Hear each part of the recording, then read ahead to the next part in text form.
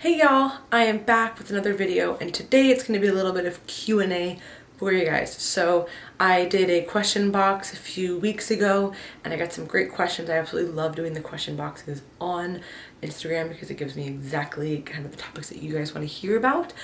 So as always, if you have any questions, please let me know. You can send me a message, comment below, whatever you have it, for other future video ideas. But I have a few that I'm going to read today, and I think that there are some pretty great ones. So first and foremost, progress limiting pitfalls of contest prep that you may not even realize that you're making. So this is a really, really great one because basically it's alluding to, hey, I think I'm doing everything right, but things aren't moving like they should be, right? Or should be.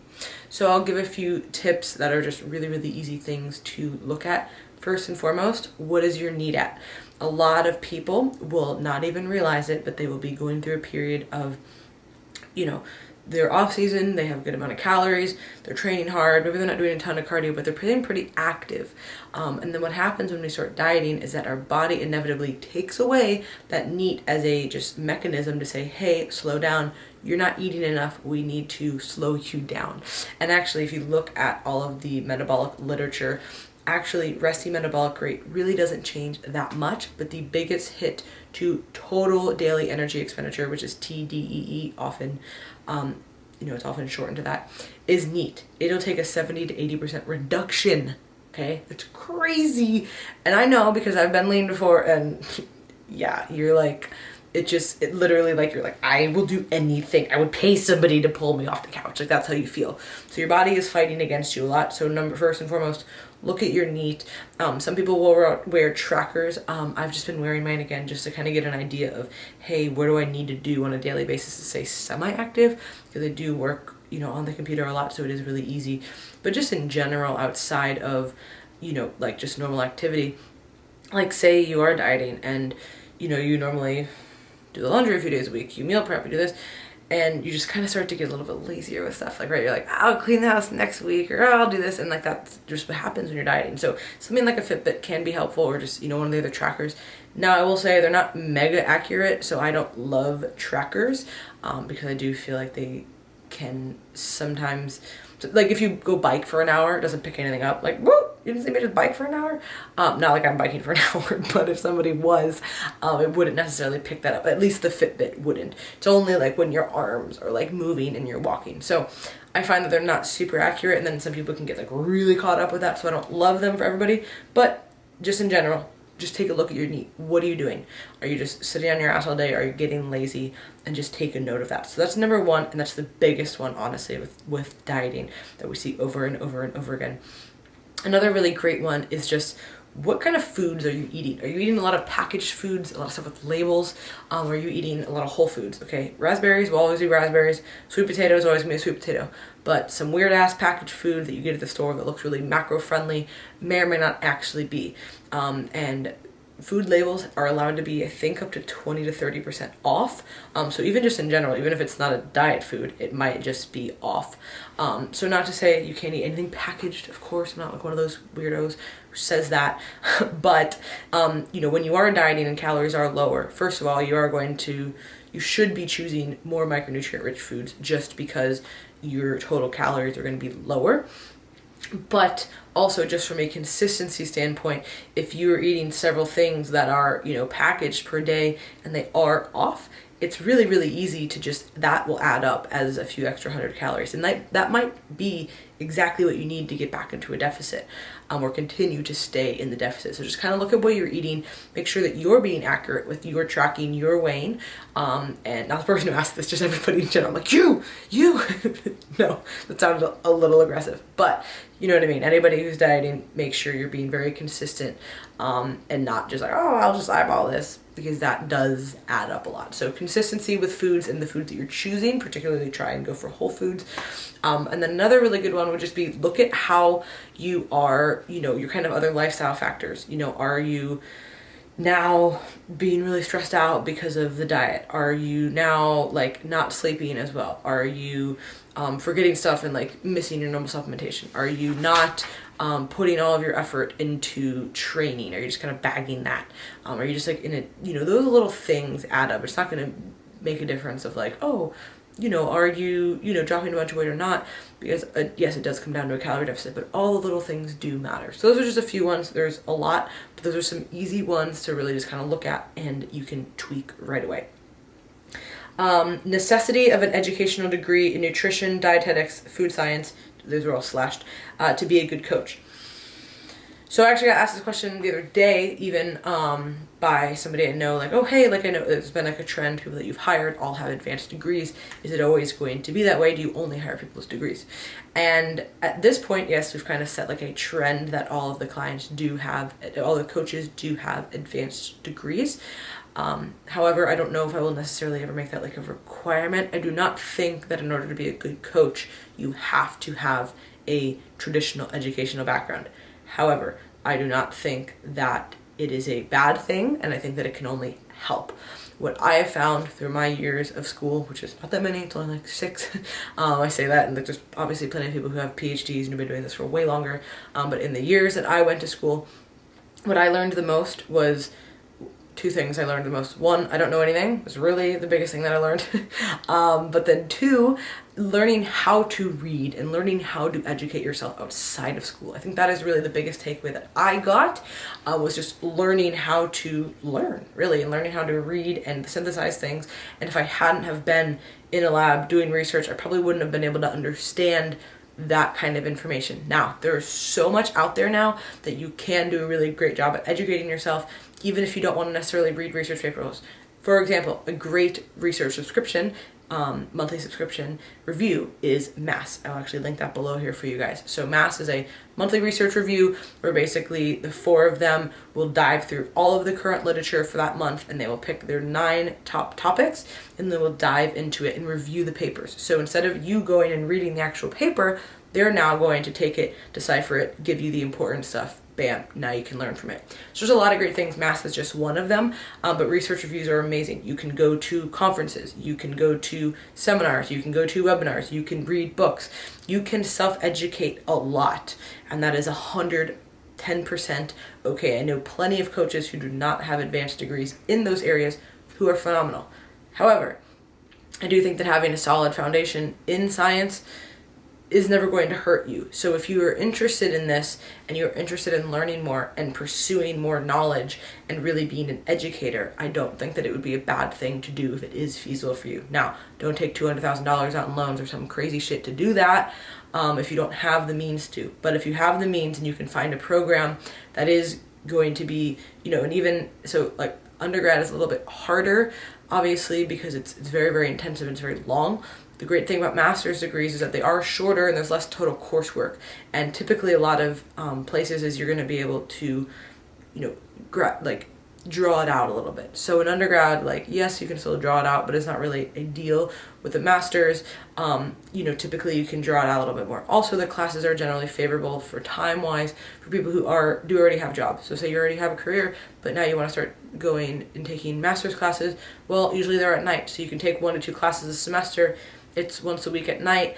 Bam, you can get it done. So I do think that it is a viable option. I'm not saying you have to go to school, but I am saying that if you want to be the absolute best coach possible, I do not think that it would hurt if you went to a really great program. I always talk about Dr. Campbell's program, but it's because I truly believe in it. So if you guys are interested in anything with physique sciences or even just, muscle building in general, because now we have Dr. Buckner and Dr. Martinez, USF grad program is where it's at. It is literally the best program tailored exactly to that. We now have literally physique classes, okay?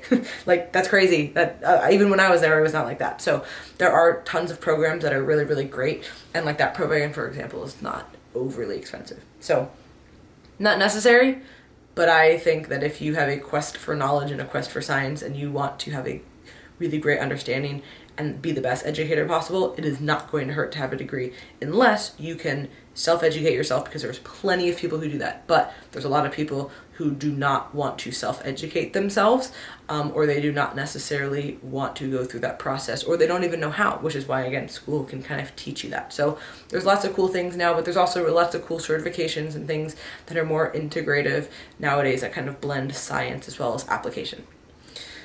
I went way too long on that question. Sorry, guys. How to build leg strength with bad knees. So the bad knees and I can't squat thing I think is very synonymous.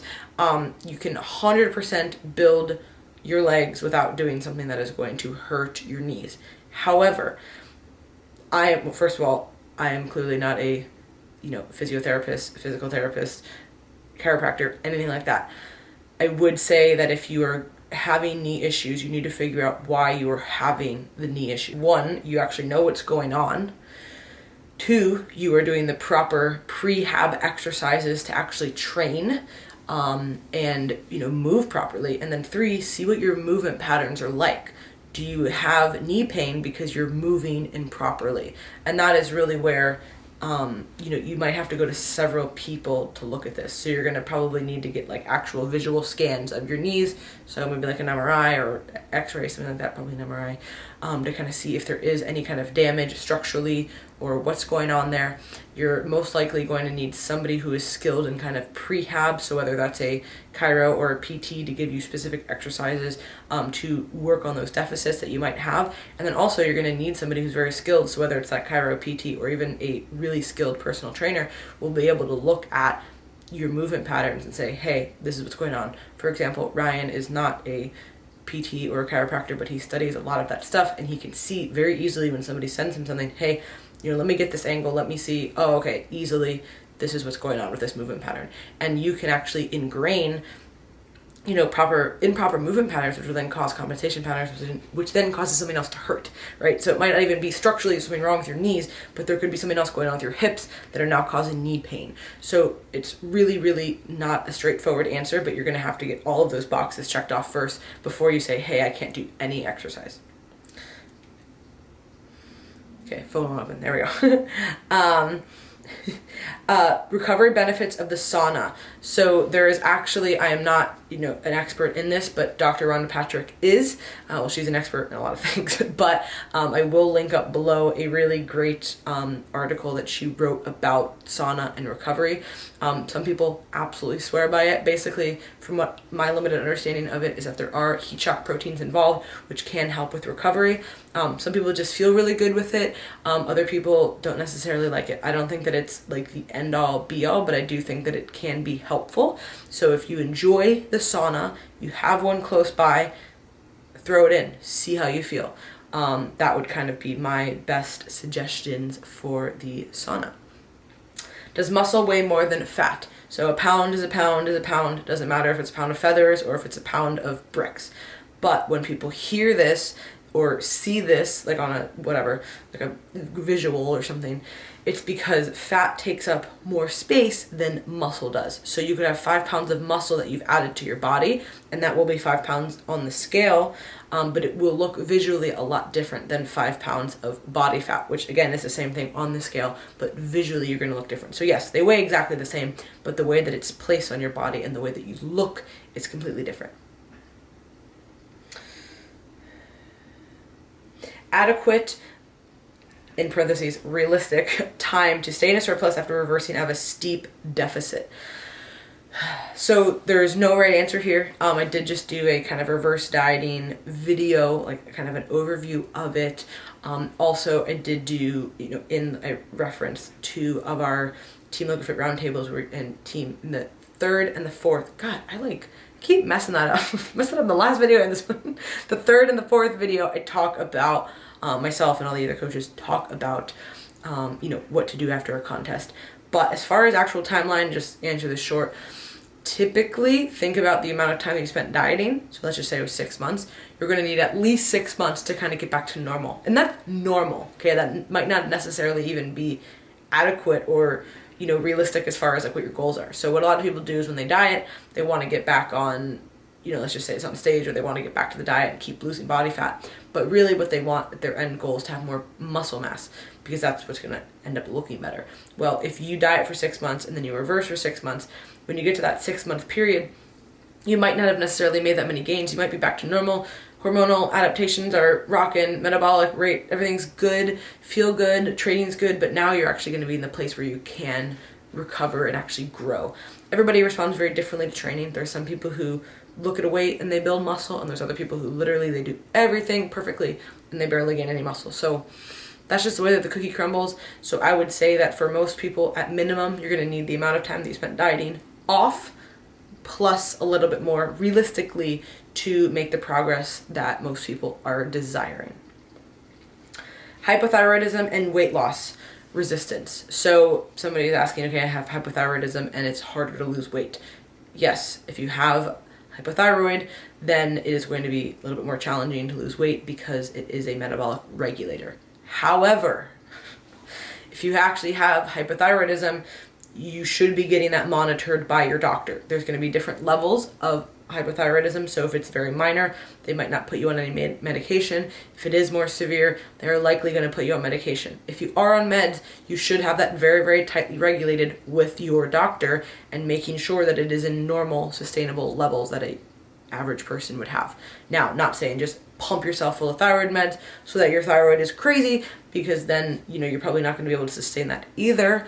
But if it is hypothyroid levels, and this has been diagnosed by the doctor, by the endocrinologist, then, again, not my place, that is your place to decide if you want to take any medicine, natural or synthetic, but you should be having it regulated to a normal amount. And then when it is regulated to a more normal amount, you will likely be able to have normal weight loss because now it is back to regular levels. If it is hypothyroidism that is uncontrolled and unmanaged, it will be a little bit harder. And I would not suggest having those levels. So always, for any kind of hormonal situations like that, you need to be regulated tightly with an endocrinologist. No online trainer should be telling you they know how to fix your thyroid. I can talk to clients, my other coaches can talk to clients about, hey, let's get this blood work, let's see where you're at. Okay, hey, your numbers might look a little out of range. That's it. We're referring out. There is absolutely no reason that any online coach should play endocrinologist doctor, and that should be expected of them because that is just not the best idea. So if somebody is on thyroid medicine, either hyper or hypo, that is managed by their doctor, that you guys are handling that, and then the person can still diet effectively. It just might take a little bit longer potentially. So thank you guys so much for listening. I hope you enjoyed the Q&A. Let me know if you liked the Q&A style, and I'd be super down to do more of these. If you have not already subscribed to the Team LogoFit newsletter, you should do that. So go to teamlogofit.com, click subscribe, and then you can just put your email in. Bam, you will get 2 emails a week. So Sunday night, you will get a Metcon in your inbox for Metcon Monday, and then Wednesdays will be an educational article that we put out from either myself or one of the 4 coaches.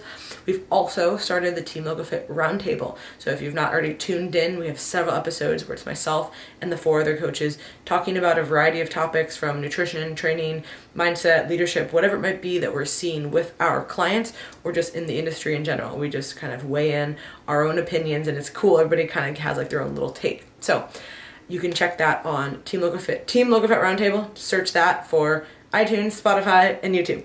They're on all of the platforms. So thank you guys so much. Let me know if you have any questions, and y'all have a great day.